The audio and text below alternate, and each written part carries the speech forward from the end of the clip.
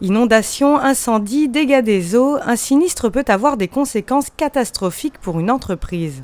Les dégâts matériels sont en général couverts dans les garanties souscrites par les professionnels, mais ces derniers oublient souvent qu'ils seront dans l'incapacité d'utiliser leur outil de travail et donc de générer du chiffre d'affaires pendant toute la durée de la réhabilitation de leurs locaux. Cela peut prendre de quelques semaines à plusieurs mois, voire une année, de quoi mettre certaines sociétés dans des situations critiques. La garantie perte d'exploitation permet aux professionnels de faire face pendant cette période aux charges fixes et à la perte de marge brute de l'entreprise et les aide à redémarrer après un sinistre important. Si une entreprise veut faire l'impasse sur cette garantie perte d'exploitation, il faut soit qu'elle ait un plan de secours qui lui permette de redémarrer tout de suite ailleurs, sans avoir de frais intermédiaires, ou alors il faut qu'elle constate que les locaux qui peuvent être sinistrés ne sont pas indispensables à son activité, éventuellement parce qu'elle a d'autres lieux d'exploitation et qu'elle peut transférer très facilement les lieux d'exploitation. Par contre, pour les commerçants, c'est absolument impossible, puisqu'un commerçant qui n'a plus sa boutique n'a plus de recettes. Donc il a absolument intérêt à avoir une perte d'exploitation. Je considère pour ma part que si un chef d'entreprise, en toute connaissance de cause, décide de ne pas souscrire la garantie perte d'exploitation, et s'il subit un sinistre, il se rendra compte que c'est une faute impardonnable, puisque le risque, c'est que son entreprise ne redémarre pas. Les conséquences d'un sinistre, Jean-Luc Clément les a subies de plein fouet. Après un important dégât des eaux, le plafond de son commerce de perles s'est écroulé. La remise en état de son magasin l'a contraint à stopper son activité pendant plus d'un an. Résultat, absence de chiffre d'affaires pendant que les charges ont continué de s'accumuler. Il accuse 700 000 € de perte d'exploitation. Problème, il n'avait pas souscrit cette garantie. Elle lui aurait pourtant permis de prendre en charge ses loyers, ses salaires, ses charges fixes ou encore la location de matériel ou des frais de sous-traitance durant la période de remise en fonctionnement de l'entreprise.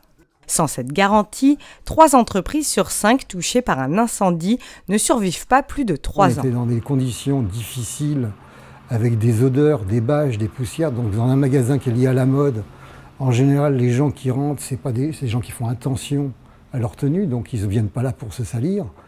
Donc déjà, il y a ce côté-là. Et puis après, il y a 1 an et demi, presque 2 ans, sans aucune recette. Où j'ai continué à payer mon loyer, parce qu'on n'imagine pas qu'un dégât des eaux va durer autant de temps. Où j'ai continué à payer les salaires de mes personnes, parce que j'ai des gens qui travaillent avec moi depuis très longtemps. Et pour moi, il était hors de question de les laisser tomber, surtout que c'est des gens qui ont une véritable compétence. Donc tout ça, évidemment, c'est extrêmement compliqué, et c'est un coût, parce qu'il n'y a aucune rentrée, et vous ne faites que sortir de l'argent. Donc, heureusement, comme j'avais une activité qui fonctionnait bien, on avait des réserves, et on a tapé dans les réserves. Si Jean-Luc Clément doit faire face à de telles difficultés, c'est qu'il n'avait pas été bien conseillé lorsqu'il s'est assuré. Lorsque les locaux ont une importance capitale pour l'exercice de l'activité, dans le cas par exemple d'un commerce, d'un restaurant ou d'un atelier de menuiserie, il est indispensable de compléter sa couverture par une garantie perte d'exploitation. Tous les contrats ne sont pas identiques. Certains contrats ne donnent la garantie perte d'exploitation qu'après incendie. D'autres donnent la garantie perte d'exploitation après tous les événements dommageables couverts par le contrat. Il faut se souvenir que la perte d'exploitation n'est que la garantie accessoire d'une garantie dommage. Il est donc indispensable d'assurer l'entreprise en dommages matériels pour pouvoir obtenir la garantie perte d'exploitation. Selon la Fédération française des sociétés d'assurance, les professionnels font face à 1 million de sinistres par an. Pour chaque entreprise, cela peut représenter des centaines de milliers, voire des millions d'euros de frais liés aux pertes d'exploitation. Souscrire une garantie perte d'exploitation est donc tout sauf un luxe.